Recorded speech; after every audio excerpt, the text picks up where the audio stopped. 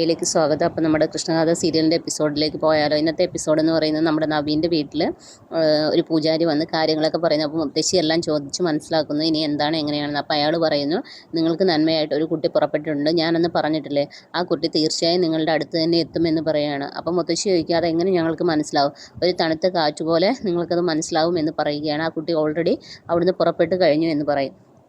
അത് ശരിക്കും കൃഷ്ണയെ പറ്റിയാണ് പറയുന്നത്. ഇതേസമയം കൃഷ്ണയാണ് തങ്കമാണെങ്കിൽ കൃഷ്ണയെ ജോലിക്ക് പോകാൻ വേണ്ടി സമ്മതിക്കുകയാണ്. അപ്പോൾ ആ സന്തോഷത്തിൽ കൃഷ്ണ തങ്കം പറയുന്നുണ്ട്, എന്തായാലും നാഗത്തിനെ കണ്ടതാണല്ലോ, നമുക്കൊരു നല്ല കാര്യം വരുമ്പോൾ നാഗം വരുന്നതാണല്ലോ, അപ്പോൾ ഞാനായിട്ട് തടസ്സം നിൽക്കുന്നില്ല, നീ പൊക്കോളാൻ പറയുന്നു. അങ്ങനെ നമ്മുടെ കൃഷ്ണ സിതാരയുടെ വീട്ടിലേക്ക് ചെല്ലുകയാണ്. ചെന്നിട്ട് നമ്മുടെ ഗാഥയെ കാണാൻ വേണ്ടി പോവുകയാണ്. അങ്ങനെ ഗാഥയെ കാണുമ്പോഴത്തേനും ഗാഥ ആകെ ഞെട്ടിത്തരിക, കുറേ ഇംഗ്ലീഷിലൊക്കെ അതും ഇതൊക്കെ പറയും. അപ്പം ഇതൊരിക്കലും നടക്കത്തില്ല, അങ്ങനെ ഇങ്ങനെയൊക്കെ പറയും. നീ നവീൻ്റെ അടുത്ത് പോകാൻ പാടില്ല, അങ്ങനെ ഭയങ്കരമായിട്ട് ദേഷ്യപ്പെടും, ഒച്ചയെടുക്കും, ഭയങ്കരമായിട്ട് എന്താ പറയുക, വയലൻ്റ് ആവുകയാണ്. അപ്പോൾ സിതാര വന്നിട്ട് പറയും. അപ്പോൾ ഇത് കണ്ടിട്ട് കൃഷ്ണ ആകെ പേടിക്കുകയാണ്. അപ്പോൾ സിതാര പറയും, മോളെ നീ സമ്മതിക്കുക, ഇത് നിൻ്റെ നന്മയ്ക്ക് വേണ്ടിയാണ്, അവൾ ചാകാമെന്ന ഒരു തീയല്ലേ എന്നുള്ള കാര്യം അറിയിക്കുകയാണ്. അവസാനം നമ്മുടെ ഗാഥ അത് സമ്മതിക്കും.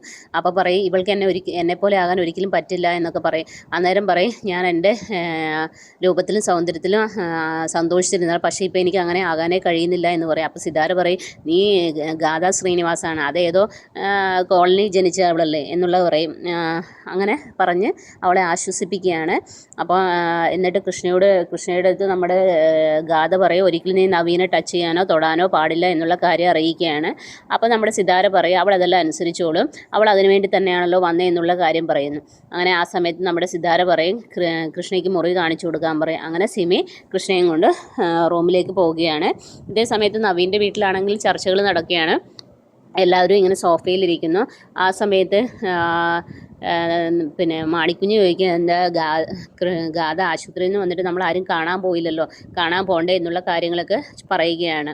അപ്പോൾ ആ സമയത്ത് നമ്മുടെ നിർമ്മല കയറി പറയും, അതിൻ്റെ ഒന്നും ആവശ്യമൊന്നുമില്ല, നമ്മളെ വീണപ്പോൾ ആരും വിളിച്ച് പറഞ്ഞൊന്നുമില്ലല്ലോ എന്ന് പറയും. അപ്പോൾ നവീൻ്റെ അമ്മ പറയും, പിന്നെ ഒരാപത്ത് വരുമ്പോഴാണോ അവർ വിളിച്ച് പറഞ്ഞില്ല എന്നൊക്കെ പറയുന്നത് എന്ന് പറയും. അതേ സമയത്ത് മുത്തശ്ശിയും നവീൻ്റെ അച്ഛനും പറയും, അത് സാരമില്ല, എന്തായാലും നമുക്കിപ്പോൾ എല്ലാം ഫോണിൽ കൂടെയാണല്ലോ, ഫോണിൽ കൂടെ ക്ഷേമമൊക്കെ അന്വേഷിച്ചാൽ മതി എന്ന് പറയും.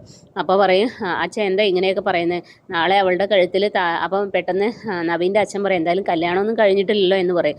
അപ്പം നവീൻ പറയും, കല്യാണം കഴിഞ്ഞിട്ടില്ലെങ്കിലും എനിക്ക് അവളെൻ്റെ ഭാര്യയെ പോലെ തന്നെയാണെന്നുള്ള കാര്യം നവീൻ അറിയിക്കുകയാണ്. അപ്പം നിർമ്മല പറയും, അങ്ങനെയൊന്നും പറയില്ല, എത്രയോ ആൾക്കാർ മണ്ഡപത്തിൽ കയറിയ സമയത്ത് കല്യാണം മുടങ്ങി പോകുന്നു, അല്ലെങ്കിൽ ഭാര്യ മരിച്ചു പോകുന്നു, ഇതൊക്കെ നാളെ നിനക്ക് സംഭവിക്കത്തില്ലേ എന്നുള്ള രീതിയിൽ പറയണം. ഇത് കേട്ട് മുത്തശ്ശിയും നവീൻ്റെ അച്ഛനും അമ്മയും എല്ലാവരും വിഷമിക്കുകയാണ്. ആ സമയത്ത് നവീൻ്റെ അച്ഛൻ പറയും, എന്താ നിർമ്മല ഇങ്ങനെയൊക്കെ പറയുന്നത്, ഇങ്ങനെയൊന്നും പറയാൻ പാടില്ല എന്ന് പറയും. അപ്പം മുത്തശ്ശിയും പറയും, നീ പറഞ്ഞത് തെറ്റായി പോയി എന്ന് പറയുകയാണ്. അങ്ങനെ നവീൻ നിർമ്മലയോട് ഓരോന്നൊക്കെ പറഞ്ഞു നിൽക്കുന്ന സീനിലാണ് എപ്പിസോഡ് അവസാനിക്കുന്നത്. അപ്പോൾ നാളത്തെ എപ്പിസോഡിന് എല്ലാവരും വെയിറ്റ് ചെയ്യുക. അപ്പോൾ ഓക്കെ, ബൈ ബൈ.